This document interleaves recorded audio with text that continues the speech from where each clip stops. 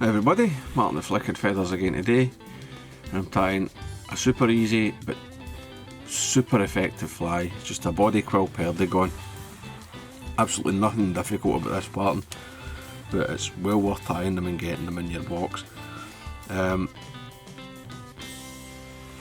Different colours, different sizes, change the bead colour, change the size of the bead. You know, I've got here, I've been, just before I moved on to these tan ones, I was tying olive, dark olive. There's a, oh, they're a bit weird. Got 20s, 22s there, black nickel bead and olive. Very, very effective patterns, and you know, you can tie them up jig time. You don't worry so much if you lose them, and I mean, they catch fish on the days when they want something drab. So as always, I'll put a materials list in the description, along with a link to the Patreon page for anybody that wants to support the channel. Get access to the online fly tying classes, members only content, as well as being entered into the giveaways. Alternatively, you can like the video, share the video, subscribe, hit the bell button so you get notified of the new ones and you can come and watch them. Watch all the way to the end, that all helps the channel to grow. So I've got my hook and my vise. This is a TMCO 113BH, it's a nymph hook, straight shanks, not a jig. These are quite small for the size, compared to a lot of the kind of competition jig hooks. You know, this 16 is more like an 18. But use your preferred hooks, up to yourself. I've got a 3mm slotted tungsten bead, silver. Again,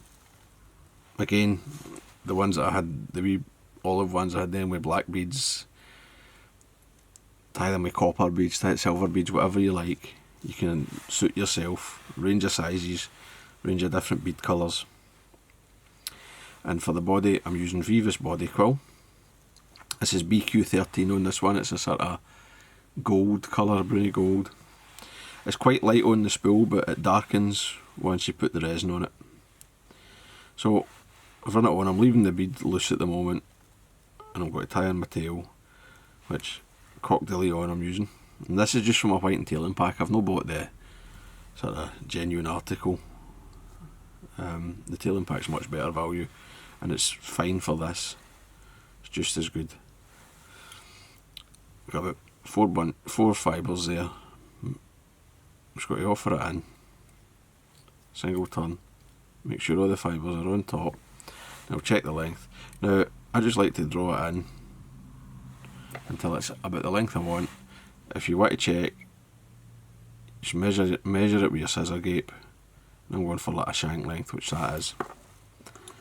So take a turn back and then we'll come forward. Once it's secure, we'll come in, trim it off so it comes up to just behind the bead, and I'll run the body quill up and I'll lift the bead. Quite hard to show you this, so just sort of, you see my thumbnails pressing against it there, and it's actually lifting the bead so the slot's lifted. Right, if I let it hang like it would be in a countersunk bead, you'll see there, but you just push up, come in and pinch, and then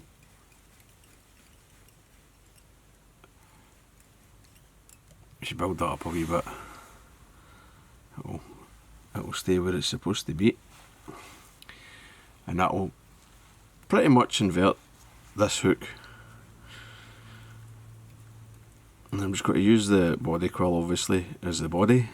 Just put a wee bit of taper in.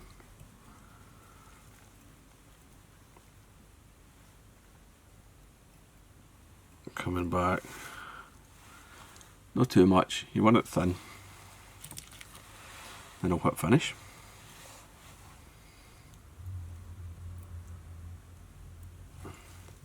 At this stage you can add a hotspot if you like. Right,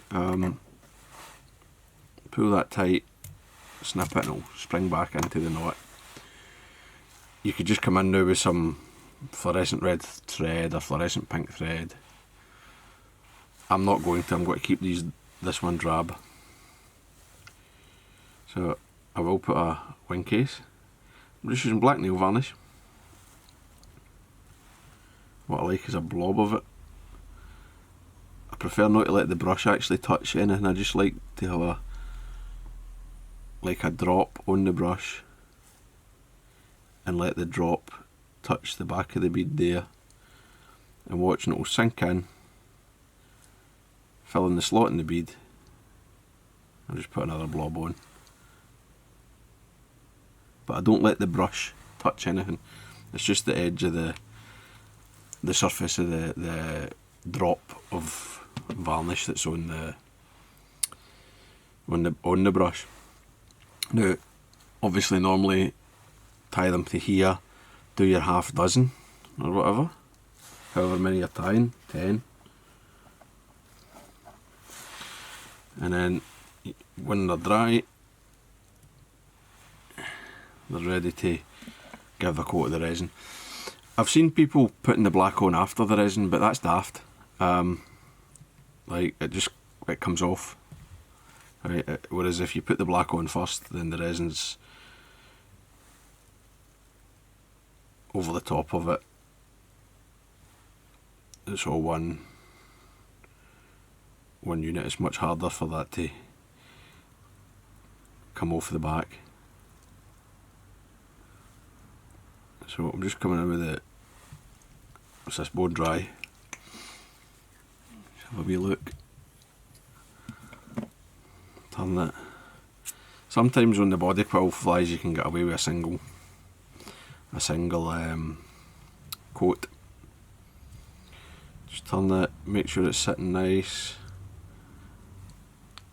and hit it with the light.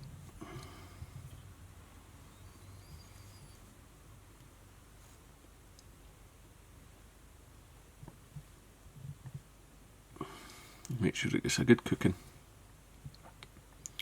Say 10 seconds, but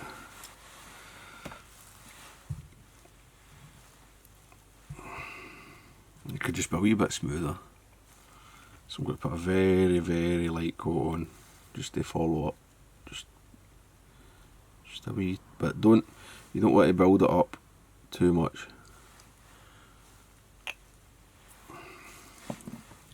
Just got to see how that looks.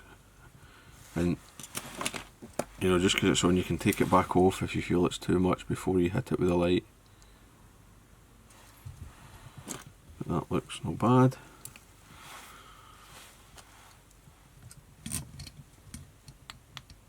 So I'll zap it again.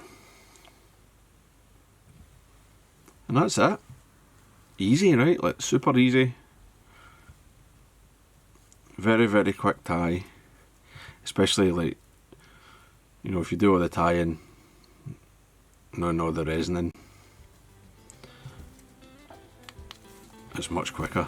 Get it in the salon lamp, let it cook for 20 minutes, and they're incredibly tough and durable. So there you go. Hope you enjoyed that. If you did, remember to give me a thumbs up below, and I'll see you for another one. Till then, guys, bye.